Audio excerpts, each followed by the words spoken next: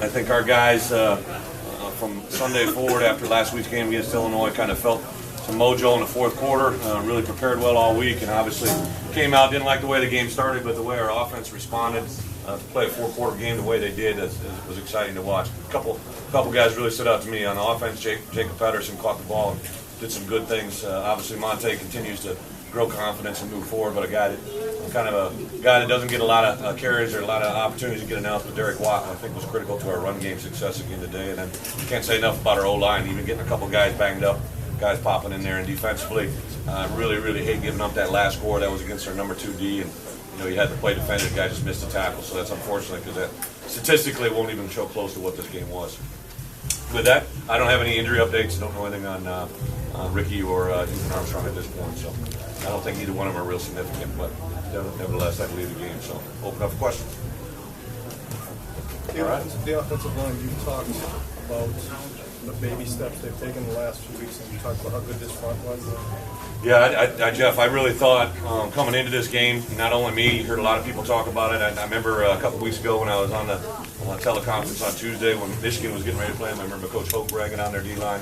I thought they were really solid up front, but our guys, blocked them up, did a nice job. They obviously made a couple critical plays as well, so it was kind of one of those slugfest four-quarter games, but I can't say enough about the job Coach Miller has done bringing those guys along, and then even when Ricky popped out of there, to still move forward as a line when Ryan Roy popped in at the tackle position was pretty impressive. Why did you have to move Roy to tackle them? Robbie Burge, who's been our backup guard, Robbie injured his knee in practice on Tuesday or Wednesday, was real close to making a trip. We kept him at home, trying to save him for next week, and that really gave us the next. Ryan was our next best tackle option. Brett, how many reps does he get a week there? Ryan Roy? Yeah. We popped him in, did some pass sets on Thursday, because if I'm not mistaken, Robbie's injury happened early practice on Wednesday, and then he came back and practiced, so it was really Ryan just reverting back to some of the stuff he'd earlier reps. Brett, is this testament to Monte keeping the faith all year despite everything he's gone through? Yeah, and from the outside world, I know I kept getting those questions, and I kept saying he's fine, he's moving forward, we're getting better. What people, in today's world, everybody wants urgency, everybody wants to be great, everyone wants to be undefeated, but when you have a team like we did, we had to keep building, we had to make some modifications, move forward, and that's what Monte's done. He's been patient, never really presses, he just lets the game come to him, and obviously made a lot of really good reads today. It seemed like early in the game you spread them out a little bit defensively. Yeah, well, kind of what we've done the last couple of weeks, maybe jumping some formations around, some arounds, some jet motion, stuff like that, but I thought Matt did a nice job preparing a game plan, and obviously it executed out there today. Brett, after that first play, your defense played really two great quarters of. Actually, that first play on defense was you actually called the defense in hopes to protect exactly what they hit.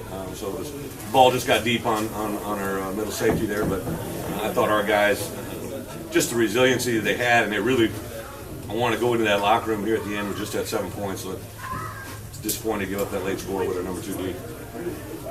Did spreading them out have anything to do with them against Michigan last week, struggling a little bit? No, we don't have Denard out there. It was just we kind of done that over the we did that in the Nebraska game, and the one thing that we got is we got skill guys that are versatile. So like Jacob Pedersen and Brian Wozniak, Monty Ball, James White, those guys can play in tight formations, but they also can play in spread formations. And obviously, in the second half, to say that you were going to throw the ball was a little bit unrealistic. So that's when we kind of had to do some different change-ups. Pedersen's best game as a receiver today? This year, for sure, yeah. And you know what? I think Jeff too as a blocker. I really thought he did some good things in the run game. That stuff really shows up tomorrow's film. But Ted took it as a challenge, and I think really prepared well this week. And on that around play, I was joking with him during the course of the week. I asked why he was selected to run that play, and he claimed he was the fastest person in the Upper Peninsula. So he beat out 80 other people. A lot of people are going to guess you guys in Indianapolis now. Do you guys feel like you're in the driver's seat?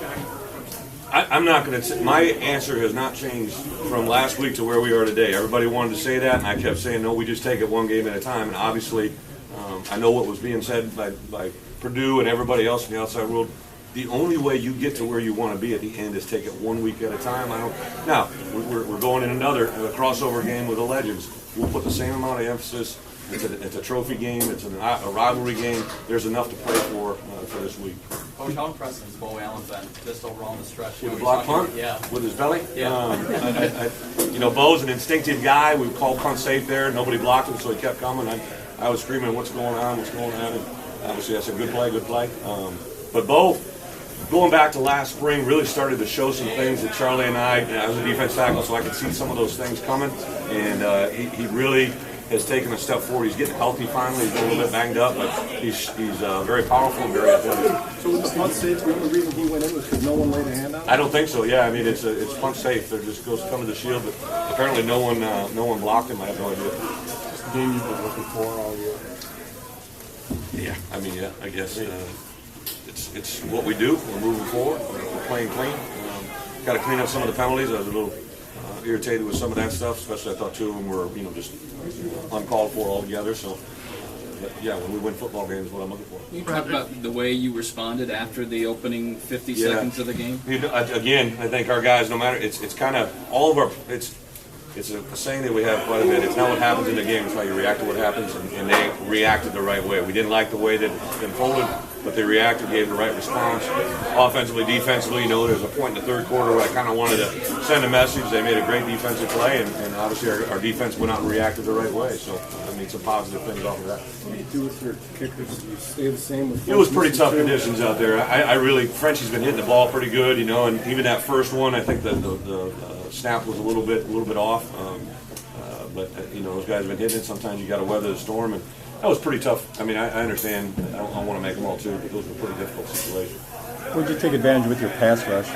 What do we take advantage of? Yeah. I think our matchups were good, Tom. We brought some pressures, but a lot of that was just four-man pressures. The guys, just getting on the edge and beating guys one-on-one, and getting some good push up the middle. And then, they kind of had three quarterbacks. Each one of them brought a different thing to the game. So obviously they had some success there in trying to run the ball wide on some zone reads. But again, I can't say enough about our defensive coaches and our players.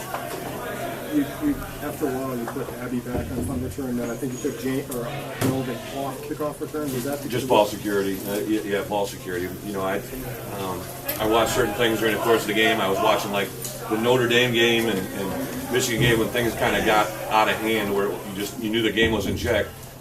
A lot of people were just securing the football, and that's kind of where my mind went back to. Just make sure we possess the ball.